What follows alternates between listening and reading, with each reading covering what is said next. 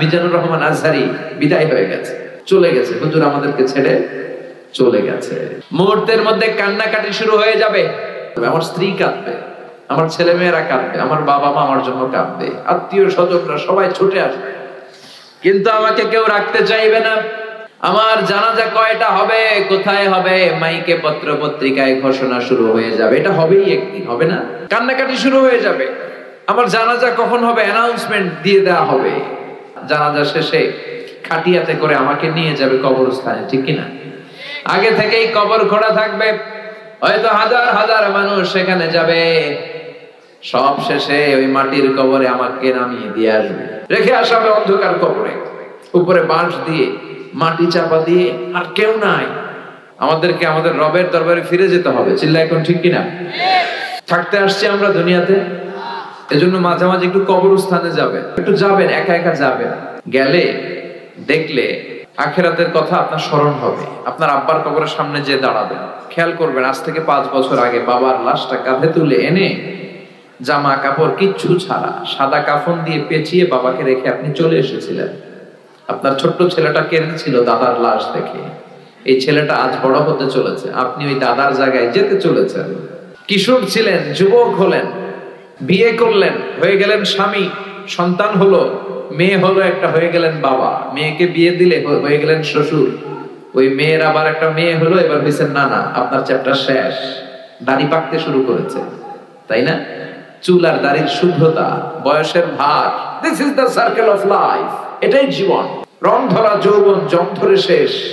আজকের তাগড়া যুবক কালকে কুচো বুড়ো, ঠিক কিনা? একটা লাঠি লাগে, বাঁকা হয়ে থাকা লাগে। এগুলো দেখেও মানুষের টনক নড়ে না, খালি বলে আমার সব আমার, আমার এলাকা, আমার ক্ষমতা, আমার দাপট, আমার টাকা।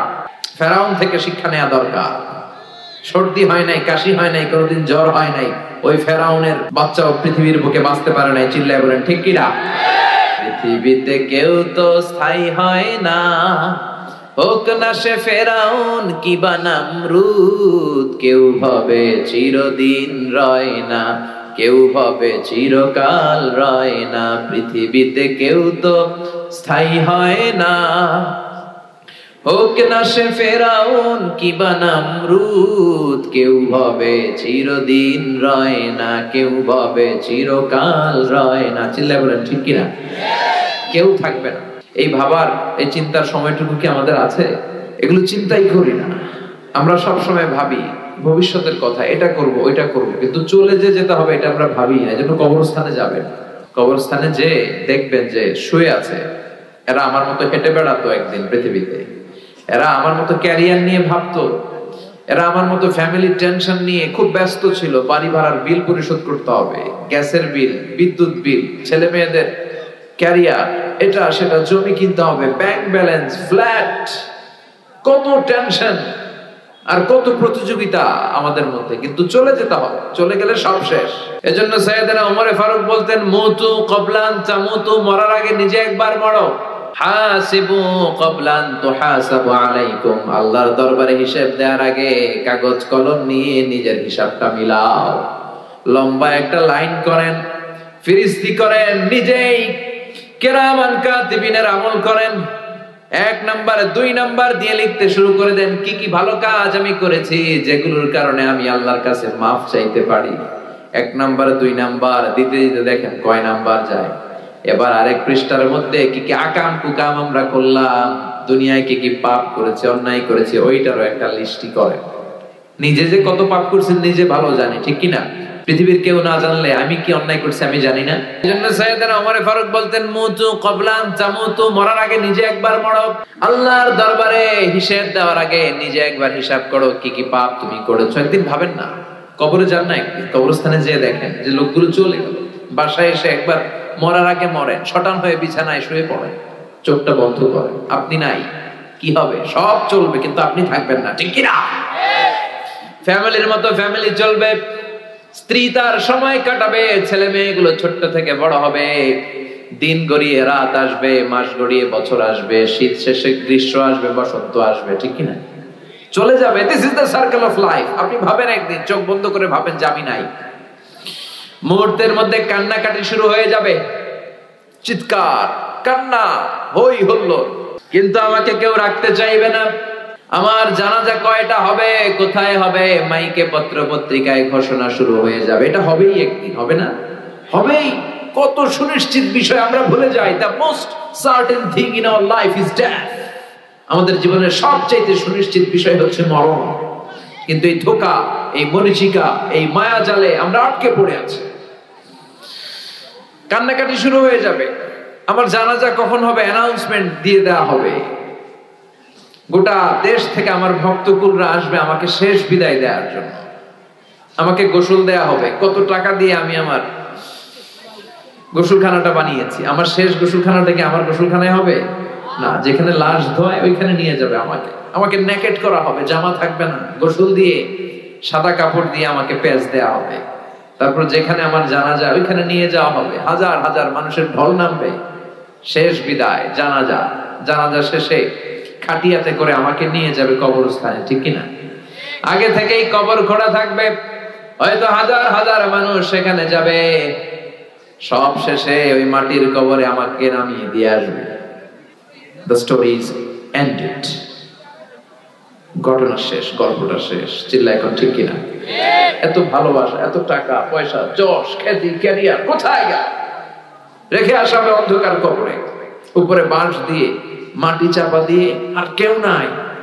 অন্ধকার, শুধু অন্ধকার। এই অন্ধকার যেন শেষ হতে চায় না।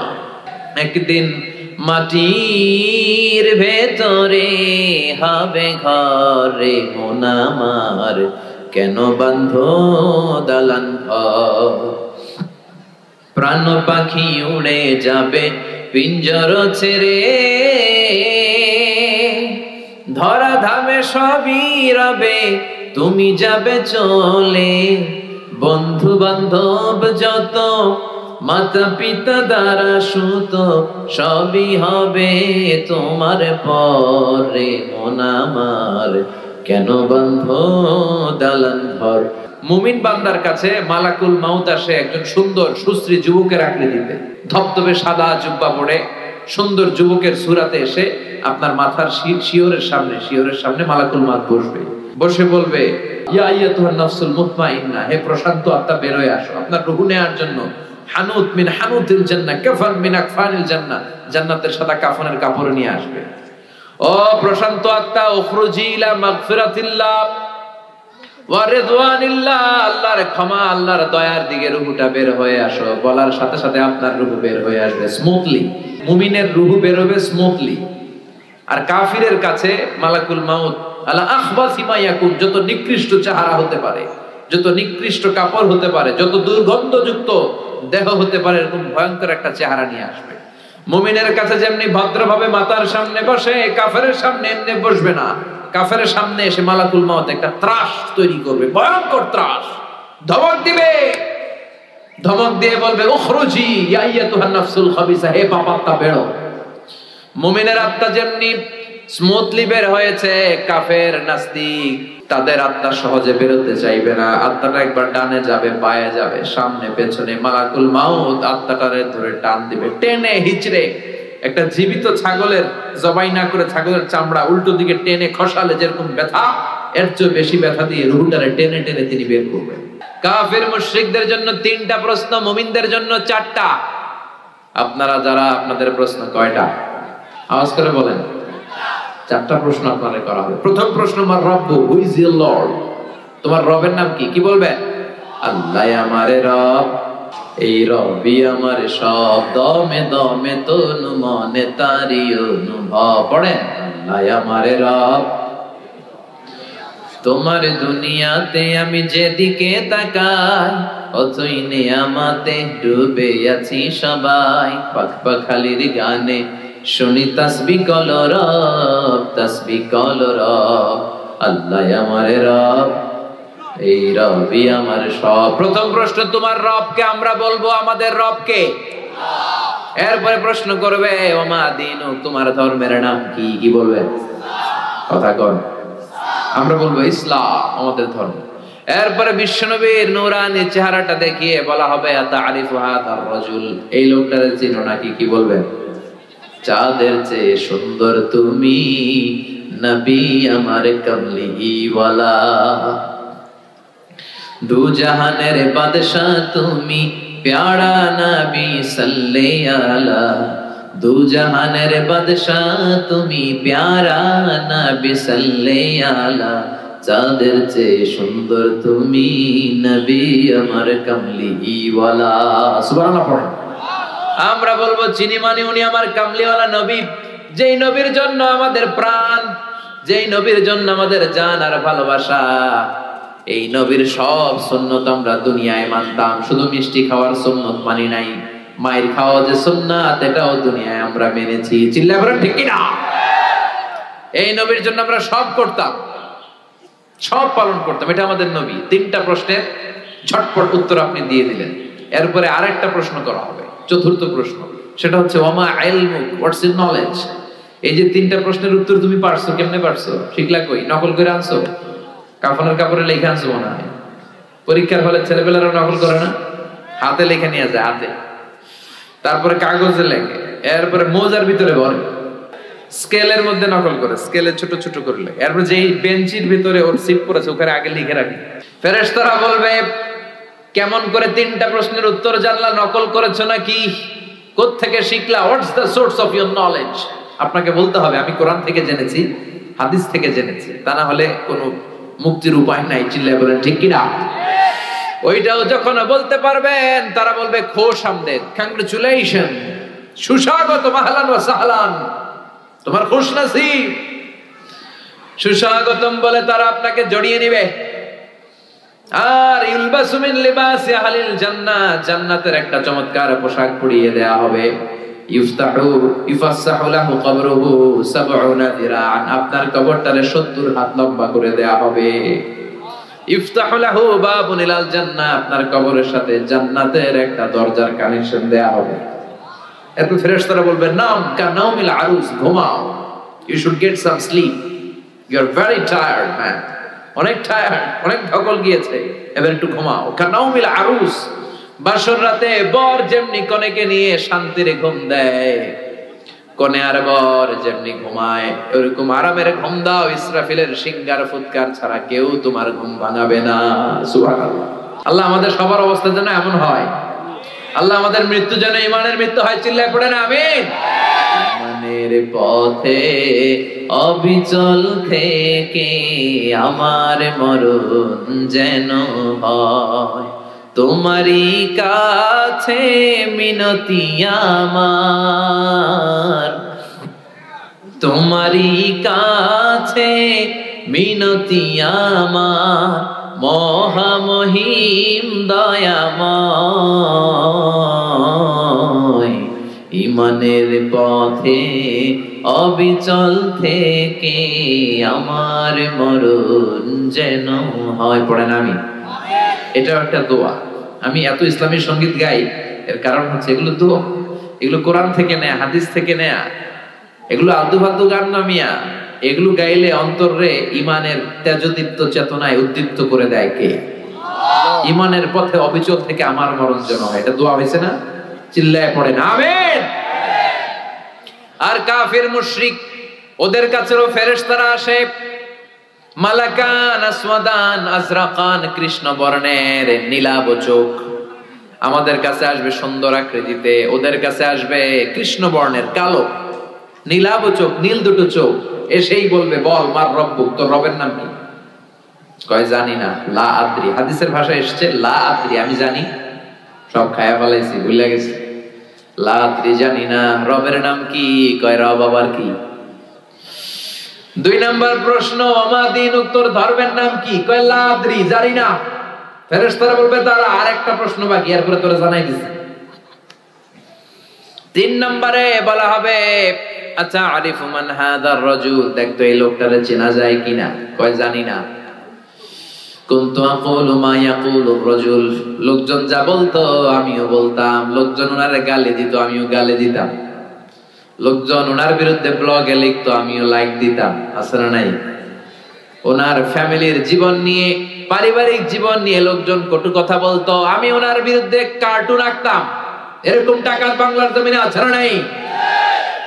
ওনার সম্মানে আমরা আঘাত দিতাম। বিশ্বনবীর সম্মানে আঘাত দিলে ওইটা কোনো মুমিন সহ্য করতে পারে না। বিশ্বনবী, কোরআন, ইসলাম এগুলো আমাদের কাছে মহাদামি, কারণ বিশ্বনবীর সুপারিশ ছাড়া আমি তো জান্নাতে যেতে পারবো না। তাই ওই নবীর বিরুদ্ধে কথা বললে ওরা ছাড় দেওয়া হবে না। চিল্লা এখন ঠিক কিনা? চিনো কিনা এই লোকটারে? চিনো কিনা? চিনি না। সবাই গালি দিত, আমিও গালি দিতাম।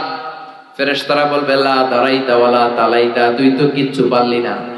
ফায়ুতরাখু বিমাতারিকা মিন হাদিদ, এবার লোহার হাতুড়ি দিয়ে ওরে পিটানো শুরু করা হবে, পিটিয়ে ওর মাসলগুলো থেতলে ফেলা হবে। ওয়ায়ুকালু লিল আরদি ইলতাইমি, কবরের দুই পাশের মাটিকে বলা হবে চাপ দাও। দুই দিক থেকে এমন ভাবে ওর চারিপাশে চাপ দেয়া হবে, তাখতালিফা আদলাউহু, ওই চাপের চোটে ওর ডান পাশের পাজরের হাড়টি বাম পাশে চলে আসবে, বাম পাশের পাজরের হাড়টি ডান পাশে ঢুকে যাবে। হাত্তা সা, কিয়ামত পর্যন্ত এরকম চাপাচাপি আর হাতুড়ের বাড়ি চলতে থাকবে। নাউজুবিল্লাহ পড়েন। ওই কবরে আমাদেরকে যেতে হবে। চিল্লা এখন ঠিক কিনা? এজন্য রাব্বুল আলামিন বলেন আলহাকুমুত তাকাসুরু হাত্তা যুরতুমুল মাকাবির, দুনিয়ার লোভ লালসা কখনো তোমাদের কমবে না যতক্ষণ না তোমরা কবরের মাটিতে ঢুকো। কার কথা? Unlimited human demand. আল্লাহ বললেন আলহাকুমুত তাকাসুর, বেশি বেশি চাওয়া, বেশি বেশি পাওয়া, অন্যের চেয়ে কেমনি নিজে বেশি অর্জন করা যায়, এটার কম্পিটিশন, এটার প্রতিযোগিতা তোমাদেরকে পাগল বানিয়ে রেখেছে। কবরের মাটিতে ঢোকার আগ পর্যন্ত তোমাদের এই পাগলামি আর গাফলতি থামবে না। চিল্লায় বলেন ঠিক কিনা? দেখেন আমরা এই মরিচিকা, পুরো জীবনটা হচ্ছে একটা ধোঁকা, একটা মায়াজাল, একটা মরিচিকা। আজ আছি কাল নাই, তাই না? মরে গেলে সব শেষ, আজ মরলে কাল দুদিন। দুনিয়ার লোভ লালসা অতিরিক্ত কামানোর ইচ্ছা তোমাদেরকে একেবারে গাফেল বানিয়ে দিয়েছে। খালি আরো লাগবে, আরো লাগবে, আরো কামাতে হবে। ছুটছি আমরা। অসময়ে প্রতিযোগিতা, টাওয়ার বানানোর প্রতিযোগিতা আছে না নাই? বিশ্বনবী বললেন কিয়ামতের আগে ওয়ান তারাল হাফাতাল উরাতাল আলাতা রিয়া ইয়াতাতাওয়ালুনা ফিল বুনিয়ান, কিয়ামতের আগে এমন কিছু লোক যাদের গায়ে দেওয়ার মতো কোনো জামা ছিল না, পায়ে দেওয়ার মতো জুতা ছিল না, তারা ছিল রাখাল। এলাকার সব চাইতে গরিব মানুষ হঠাৎ করে হু হু করে তারা ধনী হয়ে যাবে। বিশাল প্রতিযোগিতা শুরু করবে টাওয়ার বানানোর, বিল্ডিং বানানোর। আছে না নাই? কিয়ামতের দিন আল্লাহ যখন পৃথিবীটার একটা ঝাঁকুনি মারবে, একটা ঝাঁকুনি যখন দিবে, এই টাওয়ার একটাও টিকবে? চিল্লায় বলেন টিকবে?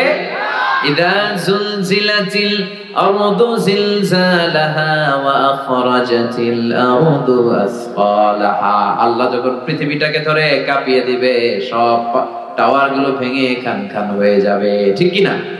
এই যে টাওয়ার বানানোর প্রতিযোগিতা, বিল্ডিং বানানোর প্রতিযোগিতা গোটা বিশ্বব্যাপী, কার চেয়ে বড় টাওয়ার কে বানাতে পারে, কার চেয়ে কে বেশি ধনী হতে পারে।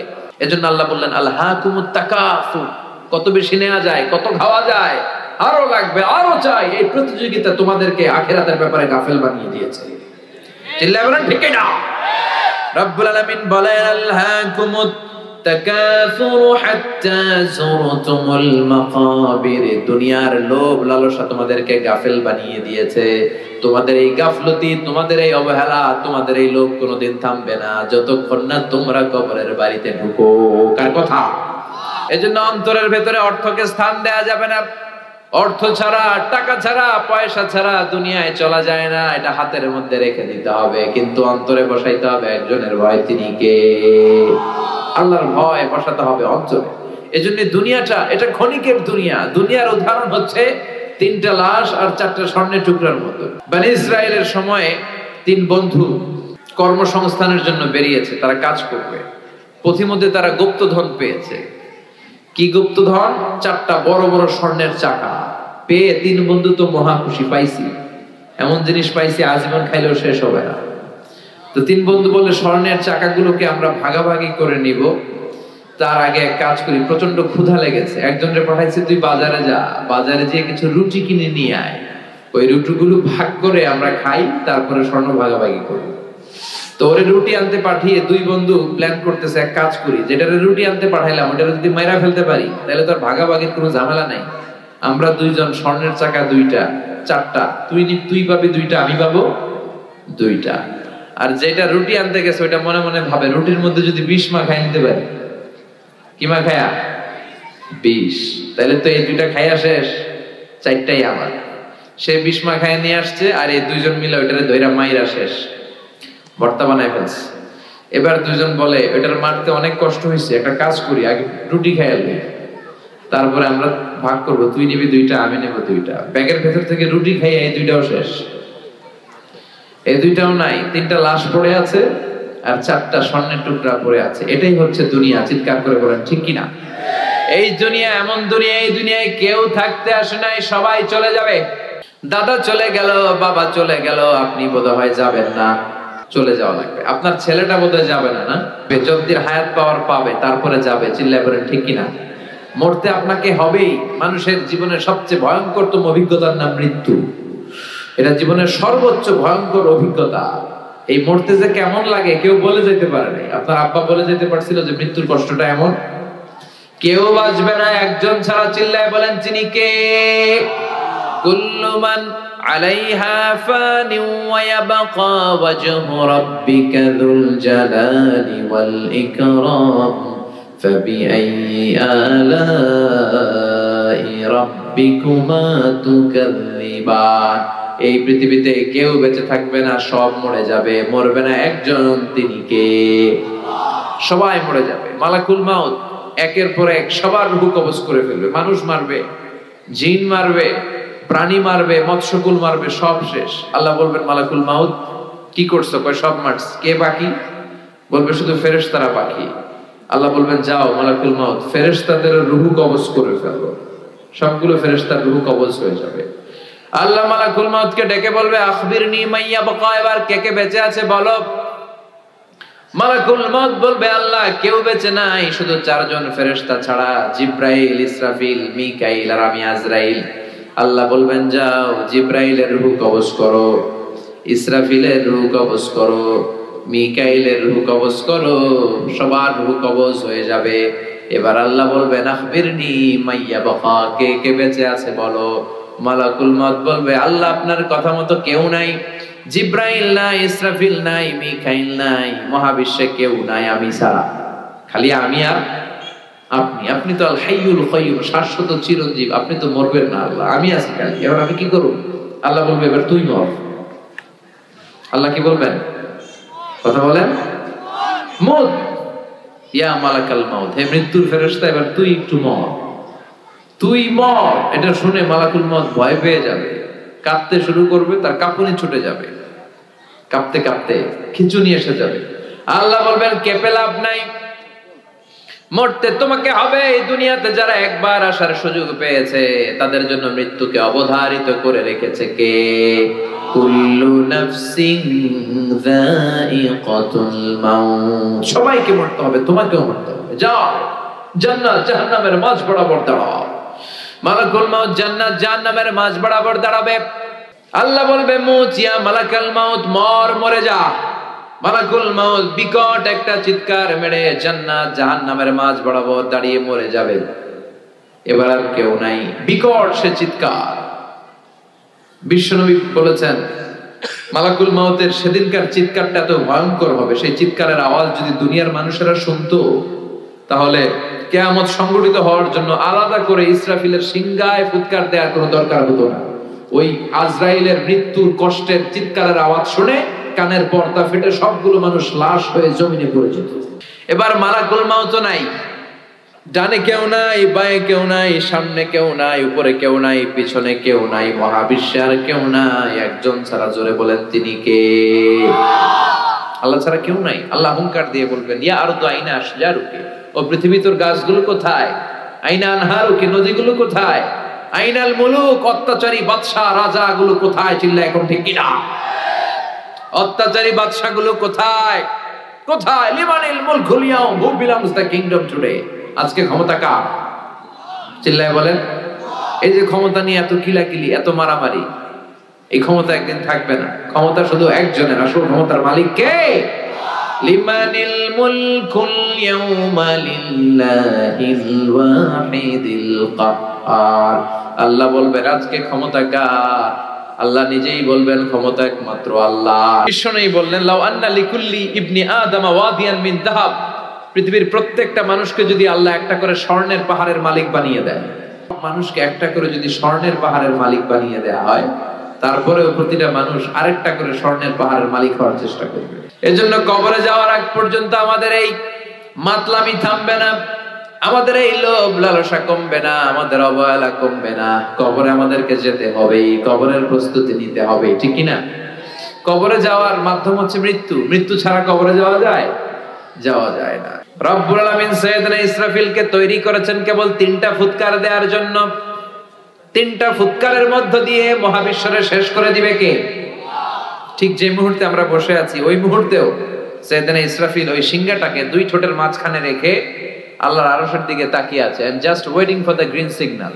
অপেক্ষা করছে যে আল্লাহ কখন বলবে যে ফুৎকার দাও। উনি ফুৎকার দিলে সব লন্ডভন্ড হয়ে যাবে, একটা ভয়ঙ্কর আর্থকোয়েক হবে, ভূকম্পনে পৃথিবীর সব টাওয়ার গুলো ভেঙে যাবে, পাহাড়গুলো দুমড়ে মুচড়ে তুলার মতো ধ্বনিত হতে থাকবে, স্যাটেলাইট চ্যানেলগুলো একটার সাথে আরেকটা লেগে খ্যাওস, মানুষগুলো বিক্ষিপ্ত পতঙ্গের মতো নিক্ষিপ্ত হবে, সাগরের পানিতে দাউ দাউ করে আগুন জ্বলবে। ওই সময় যে সমস্ত মহিলারা গর্ভবতী থাকবে, অনেকের পেটের বাচ্চা 3 মাস 4 মাস বয়স, অপরিপক্ক অপরিণত বাচ্চা, এখনো বড় হয় নাই, কিয়ামতের বিভীষিকাময় পরিস্থিতি দেখে মুহূর্তের মধ্যে ইনজেকশন পুশ করা ছাড়া, হসপিটালে যাওয়া ছাড়া, ডাক্তারের সহযোগিতা ছাড়া এমনি এমনি ডেলিভারি হয়ে যাবে এক ধাক্কার চোখ। সেই দিনটার নাম আল্লাহ দিয়েছে আল কারিয়া। চিল্লায় বলেন কি নাম? আল কারিয়া। সেই ভয়ঙ্কর দিন, সেদিন কেউ কাউরে চিনবে না। সেদিন বাবা তার ছেলেরে চিনবে না, মা তার মেয়েরে চিনবে না, বন্ধু বন্ধুরে চিনবে না, পীর সাহেব মুরিদরে চিনবে না, মুরিদ পীর সাহেবরে চিনবে না, মুসল্লি ইমাম সাহেবকে চিনবে না, ইমাম সাহেব মুসল্লিদেরকে চিনবে না, দলের নেতা কর্মীদেরকে চিনবে না, কর্মীরা নেতাদেরকে চিনবে না। সবাই বলবে ইয়া নাফসি, ইয়া নাফসি, আল্লাহ আমারে বাঁচাও, আমারে বাঁচাও। নবীরাও বলবে ইয়া নাফসি, নবীরাও, আল্লাহর ওলিরা, শহীদ, সালেহ, এরাও বলবে ইয়া নাফসি, আল্লাহ আমারে বাঁচাও। কারণ ওই দিনটা আজকের দিনের মতো নয়। ইহশারুন নাসু ইয়াউমাল কিয়ামাতি হুফাতান উরাতান মুশাতান গুরলা। বিষ্ণুই বললেন আয়েশা, সেদিনটা হবে পৃথিবীর সবচাইতে ভয়ঙ্করতম দিন। মানুষগুলো উলঙ্গ হয়ে দাঁড়াবে, কারো গায়ে কোনো জামা নাই, পায়ের মধ্যে জুতা নাই, পেটের মধ্যে দানা পানি নাই, কোনো গাড়ি নাই, ঘোড়া নাই, ট্রেন নাই, কিচ্ছু নাই, মানুষগুলো উলঙ্গ হয়ে দাঁড়াবে।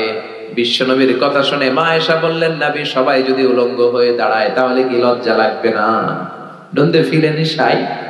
Don't they feel any shame? নারী পুরুষ ছোট বড় সবাই naked, everyone is completely naked, they don't belong any garments, any dress in their body, তাদের দেহে কোনো পোশাক নাই। নবী গো, তাহলে কি লজ্জা লাগবে না? বিশ্বনবী বললেন, আয়েশা তুমি লজ্জার চিন্তা করো, সেদিন তো মানুষ পাগল হয়ে যাবে। পুরো জমিনটাকে কাআন সাফসাফা, লেভেল প্লেইং ফিল্ড, লা তারা ফিহা আওয়াজা ওয়ালা আমতা, কোনো উঁচু নিচু নাই। দ্বিপ্রহরের সূর্যটা মাথার কাছে চলে আসবে, সূর্যের তাপে মাথার মগজগুলো গলে গলে নাকের ছিদ্র আর কানের ছিদ্র দিয়ে বেয়ে বেয়ে টপ টপ করে নিচে পড়বে। মানুষ নিজের ঘামের পানিতে আর চোখের পানিতে নিজেই সাঁতরাবে। পেটে কোনো দানা পানি নাই, তৃষ্ণার্ত, ক্ষুধার্ত, ক্লান্ত, শ্রান্ত, পেরেশান, সবার মুখে একটাই চিৎকার, ইয়া নাফসি, ইয়া নাফসি, আল্লাহ আমারে বাঁচাও, আল্লাহ আমারে বাঁচাও। বিষ্ণু বলেছেন, নাহাইতুকুম আন জিয়ারাতিল কুবুর, আমি কবর জিয়ারত করতে নিষেধ করেছি একটা সময়, কিন্তু আলআনা ফাজুরুহা, এখন সমস্যা নাই, এখন জিয়ারত করো। ফাইন্নাহা তুযাক্কিরুল আখিরা, কারণ কবর জিয়ারত করলে আখিরাতের কথা স্মরণ হয়, ঠিক কি না? কিন্তু কবরে যে কিছু চাওয়া যাবে? চাইবেন কার কাছে? মানত করা যাবে? কথা বলেন। লাল শালু দিয়ে আসা যাবে? মশারি দিয়ে আসা যাবে? অনেক লোক মাজারের উপরে মশারি টাঙায়, মশা কামড়াইয়া ডেঙ্গু জ্বর বাপের, আর ও মাজারে যে মশারি দেয়, এরকম বেয়াদব আছে না নাই? মাজারে মশারি, আগরবাতি, লাল শালু এগুলো কিচ্ছু দিবেন না, কারণ মাজারে পড়ে থাকা লোকটার কিছুই দরকার নাই, ঠিক কিনা? দরকার জেতা মানুষের আঙ্গুরে দিবেন। এই ছোট ছোট ছেলে মেয়েরা যারা ঘরে ইলেকট্রিসিটির অভাবে পড়তে পারেন, এদেরকে মোমবাতি দেন, এদেরকে বই কিনে দেন, তাহলে আপনার আব্বার কবরটারে নুরানি বানায় দিবে কে? মাজারে যে টাকা দেয়া যাবে? পড়ে থাকা লোকটার টাকার দরকার আছে, যে মরে গেছে ওর তো শেষ, ও টাকা দিয়ে কি করবে? কথা কি বুঝতে পেরেছেন? এজন্য কবর জিয়ারত করব, কিন্তু কবর কেন্দ্রিক কোনো ভণ্ডামি সাথে ইসলামের কোনো সম্পর্ক। মাজার কেন্দ্রিক ভণ্ডামি বাংলাদেশে আছে না নাই? ভণ্ড পীর দেশে আছে না নাই? খুলনায় মনে হয় নাই। এমন পীরেরও নাম শুনেছি সারা বছর গোসল করে না, সারা বছরে একদিন গোসল করে, ওই গোসলের পানি মুরিদরা খাইয়া সাবার করে ফেলে। আছে না নাই? এগুলো ভণ্ড। এগুলো কি? ছাইড়া দে ভণ্ডামি, দোদেল বান্দা কালমা চোর, না পায় শ্মশান না পায় ঘোর, দিন থাকিতে আয়রে পথে, ছাইড়া দে ভণ্ডামি, ভণ্ডামি ভণ্ডামি ভণ্ডামি, ছাইড়া দে ভণ্ডামি। ঠিক কিনা? নামাজ কালাম পড়ে না, ইবলিস শয়তানের নানা। আছে না? নামাজ রোজা করে না, ইবলিস শয়তানের নানা, ধর্মের একখান খুঁটি ধইরা কয়দিন করবা হয়রানি, ভণ্ডামি ভণ্ডামি ভণ্ডামি, ছাইড়া দে ভণ্ডামি। চিল্লায় বলেন ঠিক কিনা? এগুলোর সাথে ইসলামের কোনো সম্পর্ক। এজন্য আল্লাহ বলেন, আল্লাহকুমুত তাকাসুর হাত্তা যুরতুমুল মাকাবির, কবরের যাওয়ার আগ পর্যন্ত তোমাদের টনক নড়বে না। কাল্লা সাউফা তা'লামুন সুম্মা কাল্লা সাউফা তা'লামুন, যখন কবরে ঢুকবা তখন বুঝবা, অচিরেই বুঝবা। তখন শুরু হবে ফাইনাল খেলা। তখন কি খেলা? তখন আসল বিচার হবে। যে বিচার দুনিয়াতে তোমরা পাও নাই, ওই বিচার হবে। ঠিক কিনা? দুনিয়াতে কত মানুষের লাশ নালার ভেতরে, ডোবার ভেতরে পাওয়া যায়, হাত বেঁধে পা বেঁধে হত্যা করা হয়েছে, গুম করা হয়েছে। আছে না নাই? এগুলোর বিচার হয়তো দুনিয়ায় হয় নাই। ধর্ষিতা হয়েছে অনেক মা, দুনিয়াতে বিচার হয় নাই, কিন্তু আল্লাহর দরবারে সবগুলো বিচার আছে না নাই? আল্লাহ বললেন, কাল্লা সাউফা তা'লামুন সুম্মা কাল্লা সাউফা তা'লামুন, অচিরেই তোমরা বুঝতে পারবা মরণের কি জ্বালা, মরণের পরের জগৎ সম্পর্কে জানতে পারবা। কাল্লা লাউ তা'লামুনা ইলমাল ইয়াকিন, নিশ্চিতভাবে তোমরা জানবা ইলমুল ইয়াকিন। আইনুল ইয়াকিন, হাক্কুল ইয়াকিন। ইলমুল ইয়াকিন মানে সব মানুষ মরে, এটা আমি জানি, এটা ইলমুল ইয়াকিন। আর আইনুল ইয়াকিন মানে হচ্ছে মানুষ আমার সামনে একজন মারা গেল দেখলাম, এটা আইনুল ইয়াকিন। আর হাক্কুল ইয়াকিন নিজেই মরে গেল, এটা হচ্ছে হাক্কুল ইয়াকিন। ঠিক কি না? আল্লাহ বললেন, লা তারাবুন্নাল জাহিম, সেদিন তোমরা জাহিম দেখবা। দুজকের 7টা স্তরের একটার নাম জাহিম। একটার নাম কি? আল্লাহ এই দুজক থেকে আমাদেরকে বাঁচাও। জোরে পড়েন আমিন। বিষ্ণু বলছেন, আল্লাহুম্মা ইন্না নাসআলুকাল জান্নাতা ওয়া নাউযু বিকা মিনান নার, আল্লাহ তোমার কাছে আমরা জান্নাত চাই, জাহান্নাম থেকে পানাহ চাই। পড়েন আমিন। দুজকের আগুন আর দুনিয়ার আগুন তো একরকম না, কথা কন। এই যে দুনিয়ার আগুন দিয়ে যে রান্নাঘরে রান্না করেন, এই আগুন জাহান্নামের আগুনের 70 ভাগের 1 ভাগ। দুনিয়ার আগুনের চেয়ে জাহান্নামের আগুন 70 ভাগ বেশি তেজ জ্বলা। পড়েন নাউযুবিল্লাহ। আল্লাহ এটা থেকে আমাদেরকে বাঁচাও। সুম্মা লাতারাবুন্নাহা আইনাল ইয়াকিন সুম্মা লাতুসআলুন্না ইয়াওমাইযিন আনিন নাঈম। আল্লাহ বললেন, দুনিয়ায় যত নিয়ামত তোরা ভোগ করলি, সবগুলো নিয়ামতের ব্যাপারে আমি আল্লাহ তোদেরকে ধরবো। যত নিয়ামত আল্লাহ দিয়েছে ধরবে কে? কথা বলে, একটার পর একটা হিসাব চাইবে। এই যে আপনার জীবন, এই জীবনকে কোন কাজে লাগিয়েছেন? 5টা প্রশ্নের উত্তর দেওয়া ছাড়া আমরা কেউ কিয়ামতের দিন পা নাড়াতে পারবো না। কয়টা? জোরে বলেন, সবাই বলে। 1 নম্বরে, আন হায়াতিহি ফিমা আফনা, জীবনটা কোন কাজে লাগিয়েছো? ইসলামের পক্ষে কাজে লাগিয়েছো নাকি ইসলামের বিপক্ষে কাজে লাগিয়েছো? কোরআনের পক্ষে কাজে লাগিয়েছো নাকি মন মতো কোরআনের আয়াত বানিয়েছো? এরকম ডাকাইত আছে না নাই? এখন কোরআনের আয়াত বানায়, কি করে? গলার মিষ্টি সুর দিয়ে নিজের মন মতো কোরআনের আয়াত বানায়, আর বলে কিভাবে তেলাওয়াত করতে হয় দেখে নি। জীবনটা কোন কাজে লাগিয়েছো? 1 নাম্বার প্রশ্ন, আপনাকে হিসাব দিতে হবে পাই টু পাই। 2 নাম্বার, ওয়া আন শাবাবিহি ফিমা আবলা, জীবনের মধ্যে যে যৌবন ছিল, যৌবনটা কোন কাজে লাগিয়েছো? যৌবনে নামাজ পড়েছো নাকি মুসল্লিদেরকে পিটাইছো? ঠিক কি না?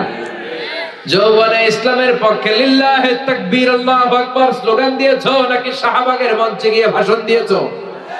আছে না নাই?